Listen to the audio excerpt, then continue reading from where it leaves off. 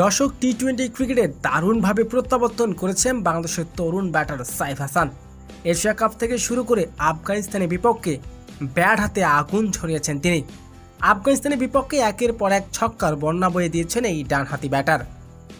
তবে সাম্প্রতিক পরিসংখ্যান অনুযায়ী প্রত্যাবর্তনের পর সর্বোচ্চ বেশি ছক্কা হাঁকানো ব্যাটসম্যান এখন সাইফ হাসান।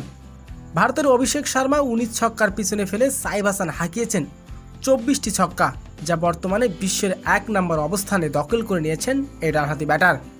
বিশ্বের কোনো ব্যাটসম্যান এখন পর্যন্ত সাইফ হাসানের ছক্কার সংখ্যা স্পর্শ করতে পারেনি। নিজের অগ্রসর ব্যাটিং আর নিখুঁত টাইমিং সাইফ হাসান প্রমাণ করেছেন। তিনি শুধু ফর্মে ফিরেননি, বরং টি-20তে রাজত্ব করতে এসেছেন সাইফ হাসান। ভারতীয় ব্যাটার অভিষেক শর্মাকে পিছনে ফেলে এবার ছক্কা র্যাঙ্কিংয়ে এক ধাপ এগিয়ে গেলেন সাইফ হাসান।